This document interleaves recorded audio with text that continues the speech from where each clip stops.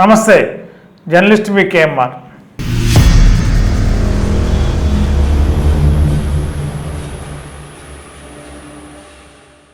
ఆంధ్రప్రదేశ్కి ముఖ్యమంత్రిగా విడిపోయిన ఆంధ్ర రాష్ట్రానికి మూడోసారి ముఖ్యమంత్రిగా నారా చంద్రబాబు నాయుడు గారు ఈ నెల 12వ తేదీన ఉదయం 11:27 రాష్ట్ర ముఖ్యమంత్రి బాధ్యతలు చేపట్టనున్నారు. ఇప్పటికే ఏర్పాట్లు అమరావతి పరిధిలో ఉన్న ప్రాంతాల్లోనే రకరకాలుగా కొన్ని గ్రామాల పేర్లు చర్చకొచ్చినా కూడా అమరావతికి సమీపంలో ఉన్న కేసరపల్లి, విజయవాడ హనుమాన్ జంక్షన్, విజయవాడ మధ్యలో ఉన్న కేసరపల్లి దగ్గరలో ఐటీ పార్కు, విశాలమైన స్థలం ఉంది, ప్రాంతం ఉంది. అక్కడ 1,50,000 మంది పట్టేంత అవకాశం ఉంది.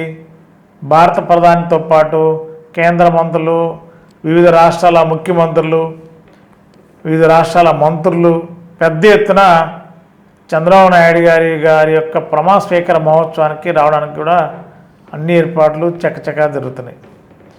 ఇప్పటికే ఆ ప్రాంతంలో భారీగా టెంట్లు, వాతావరణం ఒకవేళ వర్షాలు వస్తే వాటర్ ప్రూఫ్ టెంట్స్ కూడా రెడీగా ఉంచుకున్నారు.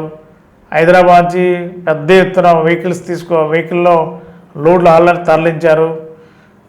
అనేక రకాల కూలర్స్ ఇతర కర్ణాటక, తమిళనాడు నుంచి పెద్ద ఎత్తున కూలర్స్ కూడా ఆ మీటింగ్ హాల్లో 1,00,000 మంది తరలిచ్చే ప్రజలకి అందుబాటులో పెట్టి, ఎందుకంటే వాతావరణం కొంత వేడిగా ఉన్నా కూడా ప్రస్తుతం వర్షాకాలం దాదాపుగా నైరుతి ఋతుపవనాలు వచ్చేసాయి కాబట్టి ఏ సమయంలోనైనా వర్షాలు పడే అవకాశం ఉన్న దృష్ట్యా ఆ విధంగా కూడా ప్రత్యామ్నాయ ఏర్పాట్లో చంద్రబాబు నాయుడు గారి యొక్క ప్రమాణ స్వీకారం చేయడానికి అధికార యంత్రాంగం నిమగ్నమై ఉంది.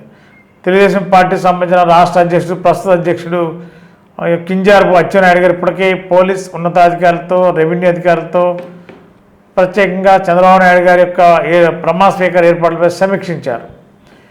పార్కింగ్ ఎటు ఉండాలి, 1,00,000 మంది తరలిస్తారు కాబట్టి పార్కింగ్ ప్రయాణికులకి, ప్రజలకి ఎక్కడ ఎలాంటి ఇబ్బంది కలగకుండా ఉండేలా పార్కింగ్ సౌకర్యం కూడా కల్పించే పనిలో నిమగ్నమై ఉన్నారు.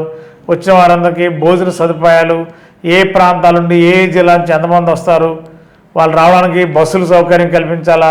బస్సులతో పాటు వారికి ఆ నాయకత్వం ఎక్కడైతే నాయకులు ఉన్నారో వాళ్ళకి ఆ బాధ్యతలు చెప్పి వాళ్ళంతా సకాలంలో ఆ మీటింగ్ వచ్చేలా, అదేవిధంగా పార్టీ ముఖ్య నేతలందరూ కూడా చంద్రబాబు నాయుడు గారి యొక్క ప్రమాణ స్వీకారం మహోత్సవానికి టీడీపీలో ఉన్న నాయకులందరూ కూడా రావడానికి కూడా పార్టీలు ఇప్పటికీ ఆహ్వానాలు వెళ్ళాయని చెప్పి అన్నారు.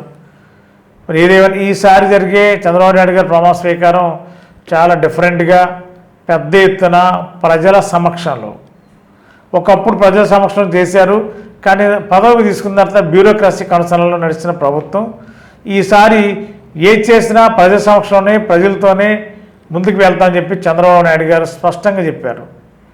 ఖచ్చితంగా నేను కలిసే ప్రయాణం చేస్తా, ప్రజాప్రతినిధులు, ప్రజలు రెండు కళ్ళు చెవులు అని చెప్పి ఖచ్చితంగా మనం కలిసి పనిచేద్దాం, మీకు నేను ఎల్లవేళ అందుబాటులో ఉంటా, ఎప్పుడైనా ఎమ్మెల్యేలు, ఎంపీలు వచ్చి కలవచ్చు అని చెప్పి కూడా ఒక అల్టిమేటివ్ ఇచ్చారు.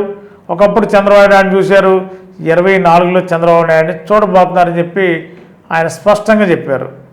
అంటే చూడబోతున్నారంటే ముందు గతంలో ఉన్న వైఎస్ఆర్సీ ప్రభుత్వం చేసిన తప్పిదాలు, ఆ ముఖ్యమంత్రి వైఖరించిన విధానం, ఇవన్నీ కూడా ఆ పార్టీ ఎంత నష్టపోయిందనేది చంద్రబాబు గారు గ్రహించారు. కాబట్టి అలాంటి పరిస్థితి టీడీపీకి రాకూడదని ఎమ్మెల్యేలందరూ కూడా ఎప్పుడైనా అపాయింట్మెంట్స్ సెక్రటేరియట్లో ఉంటాను, ఎప్పుడైనా రావచ్చని ఒక అల్టిమేటం, ఒక సిగ్నల్ అయితే ఇచ్చారు. చంద్రబాబు నాయుడు గారిని కలవాలంటే ఎలాగనే ఎత్తుకోవసరంలా, సెక్రటేరియట్లోనూ రాత్రి 10 అయినా 11 అక్కడే ఉంటాం, ఎప్పుడైనా వచ్చి కలవచ్చు, మేము ఈ నియోజకవర్గాలు ప్రజల సమస్యలు చర్చించవచ్చు అని చెప్పి వాళ్ళందరూ కూడా ఒక భరోసా ఇచ్చారు చంద్రబాబు గారు.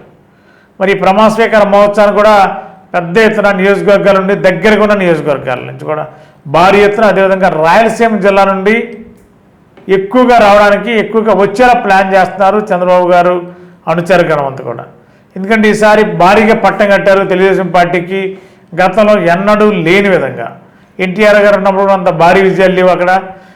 ఇవాళ చంద్రబాబు గారి నాయకత్వం భారీ విజయాలు వచ్చాయంటే ఖచ్చితంగా ఆ ప్రాంతంలో ఉన్న కూడా ప్రయారిటీ రెడ్డి సామాజిక వర్గం అందరూ కూడా పెద్దపీట వేయాలనేది చంద్రబాబు గారు ఆలోచిస్తున్నట్టు తెలిసింది. ఏదేమైనా 12వ తారీఖున 11:20 చంద్రబాబు నాయుడు గారు ప్రమాణ స్వీకారం చేయబోతున్నారు. లక్షలాది మంది వీక్షించడానికి వెళ్ళబోతున్నారు. మరి ఆ ప్రమాణ స్వీకార మహోత్సవం ఒక పండుగ వాతావరణంలో మహానాడు మినీ మహానాడు ఎలా నడిపారో అలాంటి మహానాడు లాగా భారీ ఎత్తున సక్సెస్ చేయాలన్నదే చంద్రబాబు గారి యొక్క టీం ఆలోచన. మరి ఇంకెలా జరగబోతుంది, ఏం జరుగుతుందో చూద్దాం. మరి గత 20 సంవత్సరాలుగా దంత సమస్యలతో పాటు దవడ మరియు ముఖ సంబంధ సమస్యలకు చక్కని చికిత్సలు అందిస్తున్న శ్రీ రామకృష్ణ దంత వైద్యశాల, నరసింహారావుపేట, ఏలూరు. ఎమర్జెన్సీస్ లో వాడే ఆక్సిజన్ కాన్సంట్రేటర్లతో పాటు air purify, UV light steriliser, ULV fogger వంటి పరికరాల ద్వారా పరిశుభ్రమైన వాతావరణంలో చికిత్స అందించబడుచున్నది. ఆర్వీజీ ద్వారా అతి తక్కువ రేడియేషన్ ఉపయోగించి దంత వ్యాధి నిర్ధారణ మరియు రూట్ కెనాల్ వైద్యం చేయబడుచున్నది. డెంటల్ లేజర్ ద్వారా కుట్లు లేకుండా సర్జరీలు, ఇంప్లాంట్స్ కిట్స్ ద్వారా పళ్ళు లేని వారికి ఫిక్స్డ్ దంతాలు, రూట్ కెనాల్ చికిత్సలకు ఎండో మోటార్ వంటి ఆధునిక పరికరాలు కలిగిన నమ్మకమైన డెంటల్ క్లినిక్. అత్యంత ప్రామాణికమైన ఆటోక్లావింగ్ పద్ధతిలో శుభ్రపరిచిన ఇన్స్ట్రుమెంట్స్ వాడడం మా ప్రత్యేకత.